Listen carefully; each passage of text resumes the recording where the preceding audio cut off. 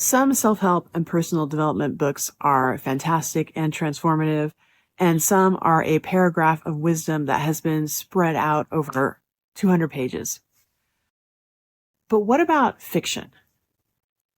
Not just the highfalutin literary fiction. What about pulp fiction?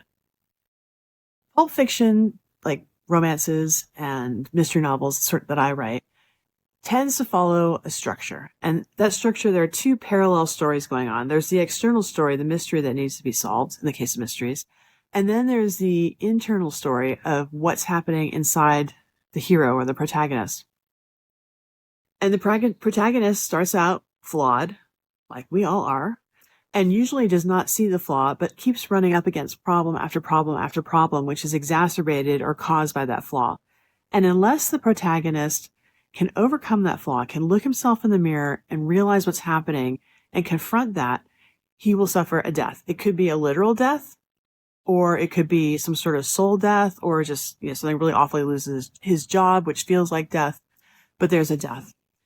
And the reason these story structures have such staying power is because they are true to life. This is how we live.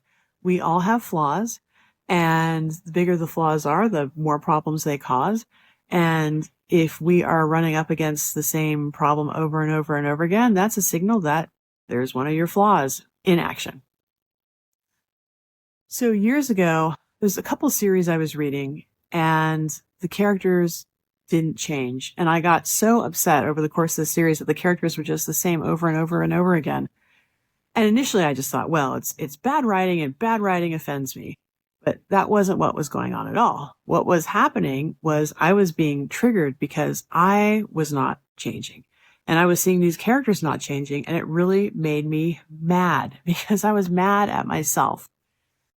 Eventually, I figured it out, and I started looking at some of my flaws, and there are many, and many remain, of course, and really digging into them.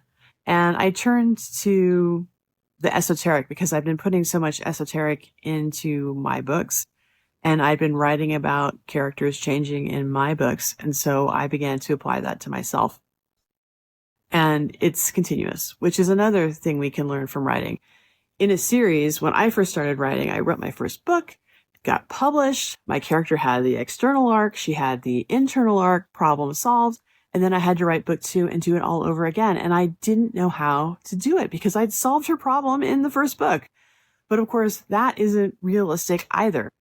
We don't progress in a straight line. We progress in a spiral, because once we uncover one problem and figure out where it came from and we overcome it, it's like lifting a rock off an anthill. More problems come flowing out that we're kind of pushed down, and we have to deal with that.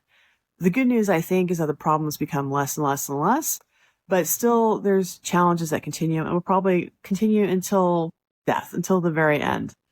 And that is life too. So this is something I've been thinking about a lot, about fiction and character arcs and our own internal character arcs as real life human beings and how those work. And that's why I've been talking a lot more about these things in my videos, and why I have been leaning more into metaphysical fiction.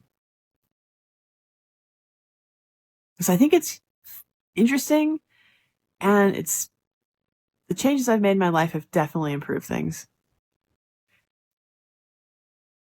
Anyways, read a book.